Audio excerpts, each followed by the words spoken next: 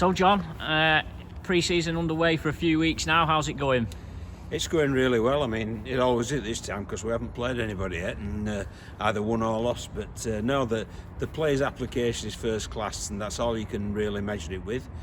We feel as if we're being prudent and sensible in what we're asking them to do, and they're certainly applying themselves in the best possible way. So I'm really pleased where we're at in week 4 of pre-season. Obviously, it's your first pre-season at the club. Have you been able to get it going how you would like to? Very much so. Yeah, the staff have been great. They really have. You know, we've worked really well together, really hard together, and really smartly together. And I do feel as if we're benefited from that.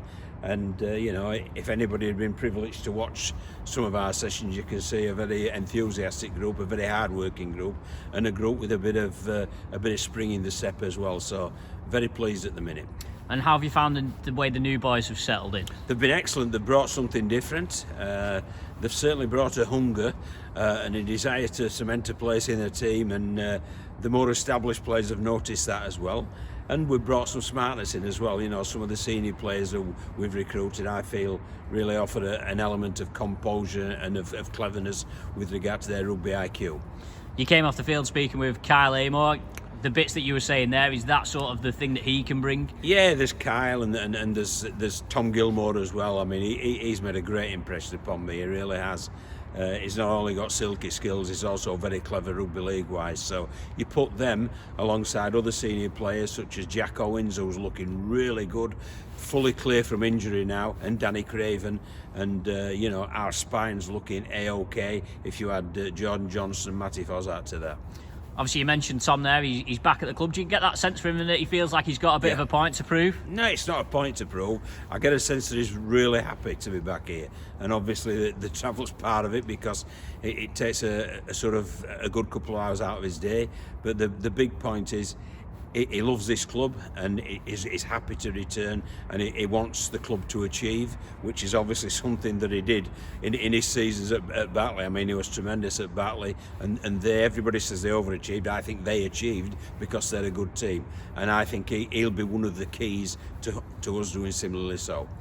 And looking at your squad and the depth maybe in certain positions, it was hard when I was having a flick through and someone asked me what would be with 13. I wasn't too sure, and that must be a nice problem for you to have. Yeah, well, we went for the 2-for-1 philosophy, you know, because what I feel you do, if you've got players vying for one spot, it automatically drives standards in training, and we've seen that here today. You know, everybody's looking over the shoulder and think, well, you know, he could step in and so on, and it does make for intense, and it does make for competitive training, and that's exactly what we want. Obviously, you brought Jordan Johnston in, and obviously Matty Fossart was pretty much an 8-minute hooker last year. Is it them two fighting for the hooker spots, or have you got something else in mind? There's always something in mind, yes. I mean, Matt is a clever player, and Jordan is as well, and they're very much fit my type of player. You know, the buzz about the high energy, high enthusiasm. So yeah, it'll give us lots of options. You know, Jordan can play in different positions, Matty can play in different positions as well. So I think it will really help us, especially during games. If we want to change slightly the way that we're playing because something isn't working, that will allow us to do it. So they'll certainly add a lot to our group and add a lot to us as a club. I saw Matty in the club earlier. He was one of your 3 Wales World Cup players, and he's back already in for more. He can't get enough of work, that lad. No, I mean, he shouldn't have been back till next week, but he rang me and asked if he could come back early. So I said, well, I'm not going to stop your training, that is for certain. And he's back, and he's just done his little test, his gym test and his running test, and he's come back in pretty good shape. So yeah, so it's looking A-OK. We've got a good now 3 weeks until Christmas, a lot of hard work, and they'll be very, very tired indeed on the 23rd of December when they finish the last week before Christmas.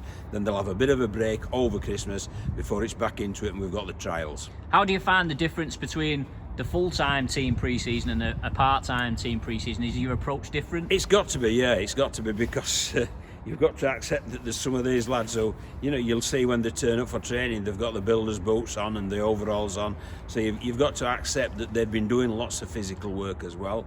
But you can also see as well, they've got a certain amount of natural strength. If you're hugging bricks about or whatever you're doing, from 8 o'clock until 4 o'clock, then you come here training, you're already pretty strong. If we've got a good structured weight program, which we have, it adds to it. So you do have to adapt and amend, and you have to make sure that every minute's purposeful, and I feel as if we've achieved those goals at the minute. I suppose they get to miss those the early morning starts in the hills and stuff like that when they're part-time sometimes compared to the full-time Yeah, teams. but I'd challenge some of the full-time lads to go on a building site as well at 6 o'clock in the morning and see how they feel about that. So yeah, it's 6 of one and half a dozen of the other, but they're certainly, you know, they're here. What time is it? It's 7:15.